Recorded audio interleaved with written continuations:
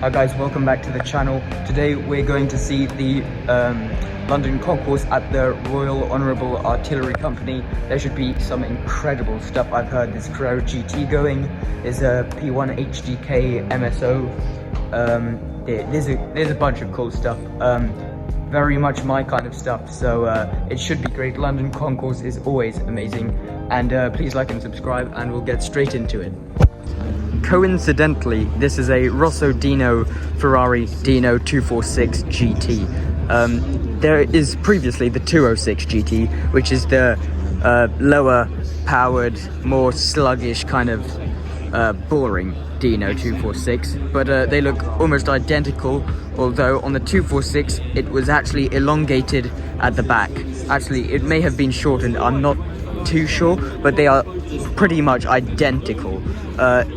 Here's the rear. It is a mid-mounted slash rear-engined 246 Dino GT, but I love to see one in Rosso Dino, the color it was made for. Absolutely beautiful, and it's just one of those things that Ferrari does, which you cannot miss. These are really highly priced these days. This one probably more sub or a bit over £500,000, but this thing is undeniably beautiful. My all-time favorite car, the Porsche Carrera GT. This one in the GT silver with the terracotta interior. I personally go for the ascot because sometimes the terracotta is a bit too bright, but this looks absolutely perfect. What a classic spec for the Carrera GT. Not many people notice that here you have blue center caps, and on this side you have red center caps, you could say. Yellow brake calipers on this one, very, very nice. 5.7 litre V10 engine, made for racing, but now put into a street racing car. Carbon fiber everywhere. One of my favorite cars, if not my personal favorite car in the world. What a design for a Porsche. This thing is absolutely incredible. I mention it in all my videos. One of my favorite cars in the world. Yeah, it speaks for itself really.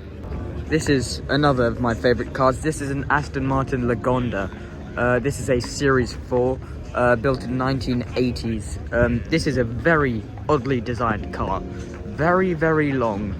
Very pointy. It's got a very wedged shape at the front, as you can see here. It looks like it's based off a Rolls Royce or an Aston Martin. It looks very nice. The back is very blocky and square. This is the Series 4. I think the later ones had, or the ones that came before had the leather on the buttons and the dials and everything. This is a very oddly shaped car. It's got three lights either side of the car. It's got a very small grille, and it just looks like a mouse or something. It's such a cool car. There were only about 250 of these built, or actually not built, surviving today. It's a very odd car, but it's also a very beautiful car. Yeah, not much to say about this one. Some would say this looks like a fairly normal Rolls Royce, until you zoom out and you just take into consideration the size and the length of this thing. This is a 27 litre 12-cylinder engine Rolls Royce, nicknamed the Beast. In fact, it's not even nicknamed the Beast, it is the Beast. Just take a look at this thing. It's absolutely monstrous. It's massive. This thing has a Boulton Paul Balliol plane engine smacked into the front, hence the size of this thing. The back, fairly normal, but yeah, the size of this thing is insane. It's got 1,000 horsepower. I'm sure you could have all guessed that. It's absolutely insane. The story behind this thing is also quite crazy. First of all, you have the side pipes here. This is not the original. The original actually burnt down in a fire. And there's quite a big story behind this thing. The man went to jail. He escaped to Spain. He was in jail for 6 months because of a case. Rolls-Royce sued against him. But this thing is absolutely crazy. The original was also in its beigey yellow kind of tan color, but this is equally as monstrous. It still puts out 1,000 horsepower, still crazy. The original actually had 4 lights either side at the front, but this thing I think actually looks better. Still monstrous, and it's still the beast. This HDK MSO McLaren P1 is reminiscent of a McLaren P1. This is like a street legalized McLaren P1 GTR. This thing is absolutely insane. This color is incredible. I could not think of a more perfect color to have on this car. It has the blue Alcantara interior. I really love this car. This is definitely what I came for. Yeah, that wing speaks for itself. It's absolutely huge. Yeah, the wheels incredible. The whole car is a work of art. There's no words for this thing. It's insane. It's got the huge iconic intakes, carbon splitter, carbon canards and skirts everywhere. This thing is incredible. This is one of the things I actually came for specifically today.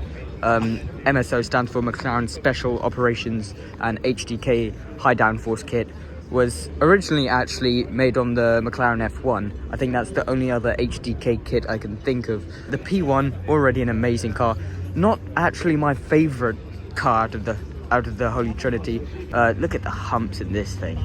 The color is stunning. It's unlike anything else. The way this thing shines in the light with all that color is outstanding. Here you've got a gold exhausts. You've got gold all inside the engine. 4-litre V8 if I'm not mistaken, pretty much hybrid too. Yeah, this thing is insane. Look at the way the wheels are bolted on this thing. It's got carbon fiber around the rim. It's got the carbon everywhere on this car. It's such a beautiful machine. Where do you even start to make this thing? You've got the vents and everything here, the huge iconic P1 intakes. It's just an incredible car.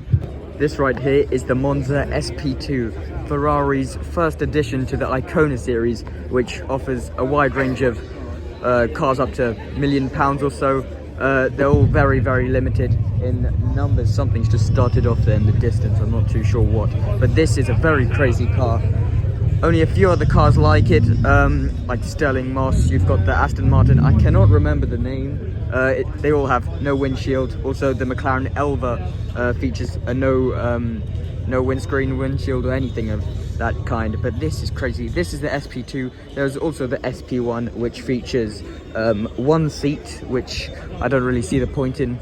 If you're a loner, then sure, I guess the SP1's for you, but the SP2, what a beautiful car. This thing shares the same powertrain as the 812 Superfast, but this also has 10 extra added horsepower. I'm not too sure why, but it does. The back is also very, very nice. It's almost got this kind of boat shape to it, but this color, this whole spec is very, very nice, especially the red interior. Very, very nice indeed. I'm sure we all know what this is right here. This is a Jaguar CX75. This featured in the James Bond movie Spectre. The color is so beautiful on this car. There were only 5 of these made. A very special car. The interior is stripped out, as you can see there. This car is very, very limited in production. There's only about 5 to 7 of these. This is one of them, and this one is actually road legal. It's been road legalized by a brand called Callum, and that thing is incredible. Yeah, this speaks for itself. It sounds as good as it looks.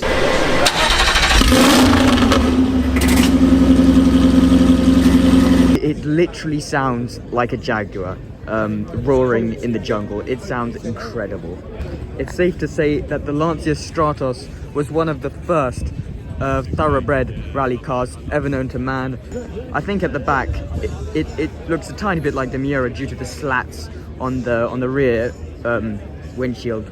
The interior pretty empty, but that is completely fine by me, as this was one of the world's best rally cars, and this thing, the shape and everything is just so rally defined. It's small, it's nimble, it's nippy, it's quick, it's small, it's everything a rally car should be. If I'm not mistaken, it shares the same engine as the 246 Dino. It's the 2.4 litre V6, and yeah, this thing is definitely a rally car. What a car. For sure, one of the most iconic cars, the Chevrolet Corvette C1. Cars of this era usually took inspiration from from planes and jets and stuff. You'll see some cars from the early and late 50s looking like planes or something. They'd have big, long bodies and everything. Right here we have a Corvette C2. This one does not have the split screen. This one does, I mean. This one doesn't. I love the C2. One of my favorite cars, but this is such an iconic car. The C1, what a car. This is by far one of the most beautiful Ferraris in today's collection. This is the new, fairly new, SP3 Daytona. This thing was built around the 330 P4 that won the Daytona 24 Hours in 1967, I think it was. But yeah, its color and whole spec is so beautiful. I love the color. I'm not too sure. I guess it's British Racing Green. It's probably got a more specific name. The livery and everything is beautiful. I've never seen a spec similar to this. It's got huge amounts of carbon fiber on the sills. These arches are just amazing. The bulges and everything is crazy. Especially loving the back on the SP3. I've been a fan of this car ever since it came out. What a beautiful car.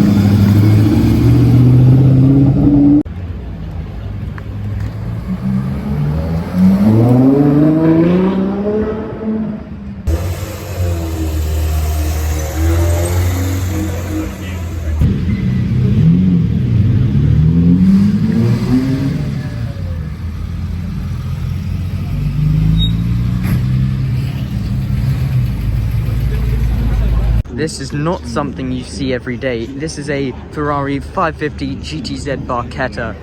The Baretta is the convertible one. They only made about 3 of these Zagato 550 GTZ Barrettas. Super rare. Take a look at the back of this thing. It almost looks like one of the old Batmobiles or something. And actually the front seems quite similar in shape to the front. That's pretty strange. I thought it was a 612 Scaglietti as soon as I walked up to it, but apparently not. This is actually this is the only right-hand drive one ever to be built, and this is also one of the last, if not the last, Ferrari to be built in the Zagato factory, because now all the Zagato Ferraris are built in the Ferrari factory in Maranello. So this is very, very rare, and what a sight to see this thing. The 550 GTS Baretta, what an amazing car.